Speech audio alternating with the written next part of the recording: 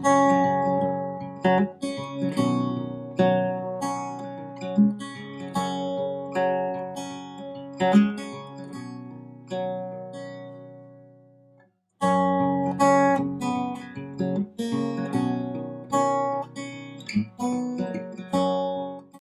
Madame la Ministre. Bonjour. Nous nous trouvons ici aujourd'hui à Lima à l'occasion de la 20e conférence des partis sur la Convention cadre des Nations Unies pour le changement climatique.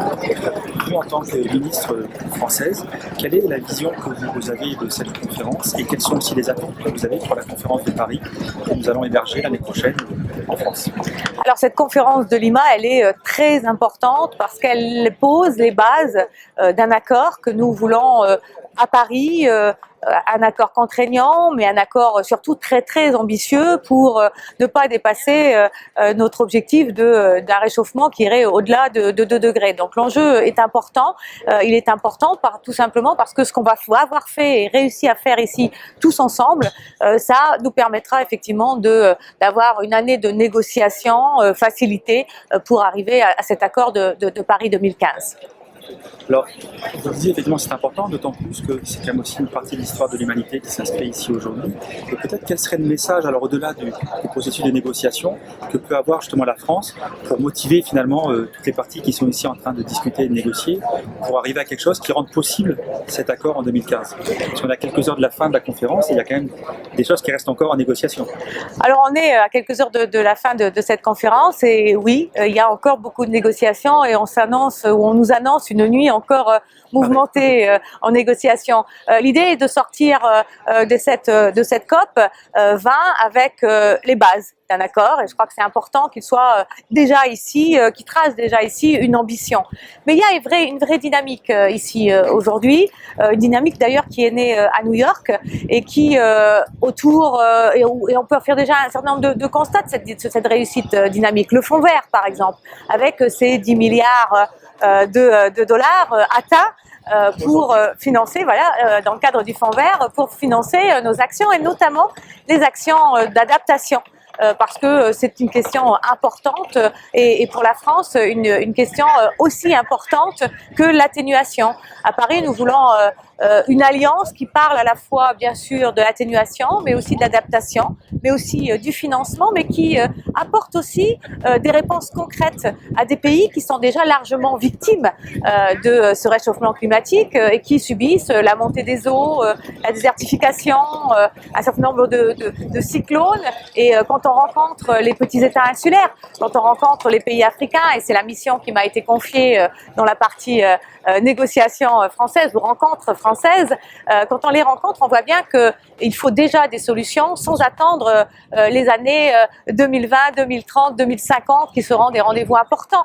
Mais il faut déjà pouvoir agir et c'est ce que moi je porte ici, bien sûr, mais tout sur le chemin qui va nous mener jusqu'à Paris.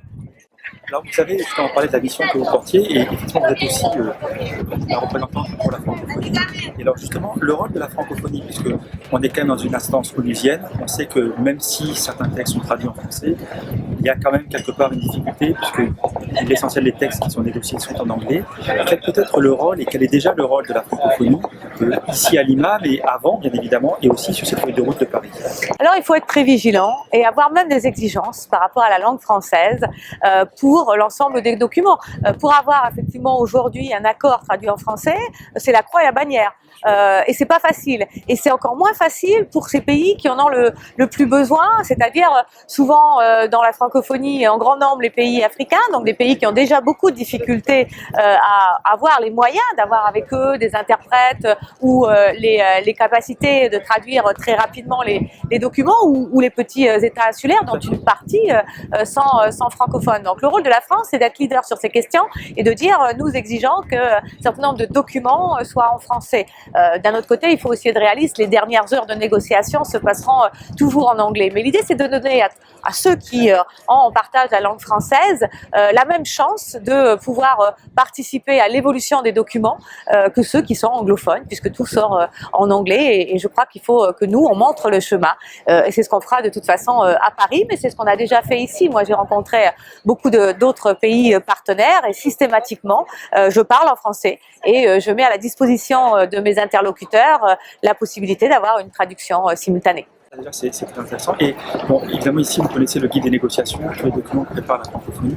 Quel est le rôle que vous aimeriez bien qu'elle puisse tenir au-delà même de la France, mais de l'Organisation internationale de la francophonie, sur l'Institut de la francophonie pour le développement durable? Quel rôle vous les verriez sur, par exemple, la feuille de route des INDC? Quel pourrait être le rôle qu'elle joue demain encore plus qu'aujourd'hui?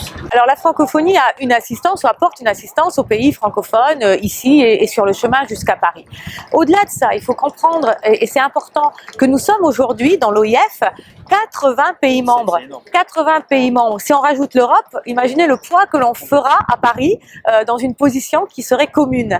Donc c'est un vrai pouvoir qu'ont les 80 pays francophones, s'ils arrivent à se mettre d'accord sur un certain nombre de questions, parce que là aussi on trouve c'est pas homogène, hein, les pays francophones sont pas homogènes, bien que on va dire que la grande partie c'est l'Afrique et que là la préoccupation avec les petits États insulaires, les préoccupations sont les mêmes. D'abord produire leur contribution.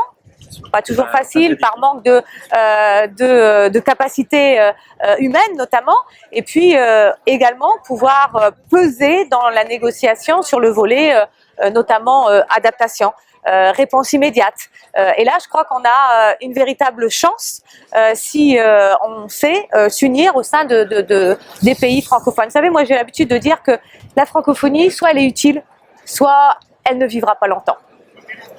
Écoutez, je vous remercie beaucoup pour ces mots, et puis espérons que l'issue soit positive ici, qu'elle nous prépare effectivement cette feuille de route pour Paris l'année prochaine, qui se transformera là aussi en succès. Merci beaucoup, Madame la Ministre. Merci beaucoup.